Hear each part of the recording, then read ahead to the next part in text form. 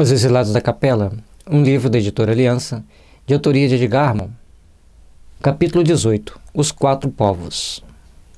Após essas impressionantes depurações, os remanescentes humanos, agrupados, cruzados e selecionados aqui e ali por vários processos e em cujas veias já corria dominadoramente o sangue espiritual dos exilados da capela, passaram a formar quatro povos principais, a saber, os árias, na Europa, os hindus, na Ásia, os egípcios, na África, e os israelitas na Palestina.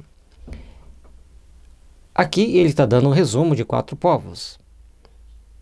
É importante nós entendermos que o povo árabe também tem o mesmo tronco familiar dos israelitas.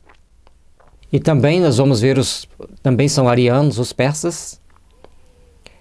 O pessoal da Mesopotâmia não vai deixar de ser também, porque eram bastante evoluídos. E os gregos, quando fala Mediterrâneo, a Europa vai pegar Grécia, Roma, toda aquela região. E os eslavos? De onde vieram os eslavos? Os árias, após a invasão da Índia, para aonde se deslocaram, como vimos, sob a chefia de Rama, aí se estabeleceram, expulsando os habitantes primitivos descendentes dos Hutas, da terceira raça, e organizando uma poderosa civilização espiritual que em seguida se espalhou por todo o mundo. Então, os árias vão para a Índia, liderado por Rama, e depois eles partem da Índia de novo, se espalhando por várias partes do mundo, criando uma grande civilização em vários locais. Deles descendem todos os povos de pele branca, que um pouco mais tarde conquistaram e dominaram a Europa até o Mediterrâneo. Os hindus, como eu perguntei, e os eslavos estão classificados, então, entre os árias. Mas tem outros livros, eu não me lembro qual livro da Mariluza Moreira Vasconcelos, são dois, A Caiaca e Sem Tempo para Chorar. Um desses dois, ela fala que os russos são de um povo diferente, não são capelinos, eles são de um outro povo e vieram bem mais recentemente. E essa informação vai colaborar conosco dentro das informações que os espíritos nos trazem, que os russos, os soviéticos em geral, vieram de Aldebaran, um dos planetas mais afastados da estrela, que Aldebaran é uma enorme e gigantesca estrela, e nesse planeta que eles viviam, a temperatura é muito baixa. Por isso, eles sobrevivem muito bem naquelas regiões gélidas da Europa, do norte da Europa. Do norte da Europa e do norte da Ásia também. Os hindus se formaram de cruzamentos sucessivos entre os primitivos habitantes da região, que fecundamente proliferaram após arremetidas dos árias para o ocidente e para o sul, e dos quais herdaram conhecimentos espirituais avançados e outros elementos civilizadores. Então, esses hindus, que já é uma mistura de várias raças, eles herdam esses conhecimentos dos árias ao longo de milênios de estudo. É comum dizer que os livros dos Vedas têm mais de 10 mil anos de história. Então, se nós temos 2.000, 8.000 a.C., e alguns casos mostram-nos que esses livros já existem há 10 mil anos antes de Cristo. Então, os livros, a civilização hindu, como um todo, a partir dos árias e dos atuais hindus, ela é muito antiga.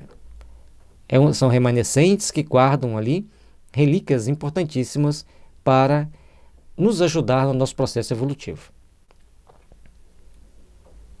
Os egípcios, da primeira civilização, detentores de mais dinâmica sabedoria, povo que, como diz Emmanuel, após deixar o testemunho de sua existência gravado nos monumentos imperecíveis das pirâmides, regressou ao paraíso de Capela.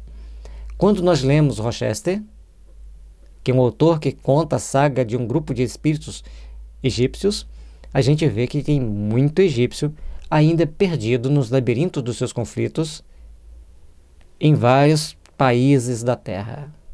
Não foram todos embora. Logicamente que em todas as localidades do planeta, alguns alcançaram a redenção e partiram. E segundo um médium respeitado hoje, na atualidade, ele estava dizendo que muitos deles agora voltam para reestruturar a civilização da Terra. São chamados erroneamente de índigos e cristais, que na realidade a doutrina espírita os chamam de crianças da nova era. São diferentes, são mais evoluídos, são mais cônscios das suas responsabilidades. E, logicamente, que estão chegando há muito tempo, em vários segmentos sociais. E, finalmente, os israelitas, povo tenaz, orgulhoso, fanático, inamovível nas suas crenças, povo heróico, no sofrimento e na fidelidade religiosa, do qual disse o apóstolo dos gentios: todos estes morreram na fé, sem terem recebido as promessas, porém, vendo-as de longe e abraçando-as, confessaram que eram estrangeiros e peregrinos na terra. Portanto, estrangeiros e peregrinos na terra, porque somos de capela. Coloco na primeira pessoa do plural, porque é raro espírito na terra, é da terra. Pelo estudo que estamos fazendo, nós vemos que a grande maioria dos espíritos que estão na terra não foram criados na terra. Vieram para cá. Segundo os amigos espirituais, existem 128 origens espirituais diferentes na Terra, em todos os continentes. Povo que até hoje padece como nenhum outro dos exilados, por verem desprezados a luz, quando ela, no seu seio privilegiado, brilhou, segundo a promessa, na pessoa do Divino Senhor, o Messias. Como disse o apóstolo João, nele estava a vida, e a vida era a luz dos homens, e a luz resplandeceu nas trevas, e as trevas não o receberam. Portanto, Jesus veio entre o povo de Israel. Por quê?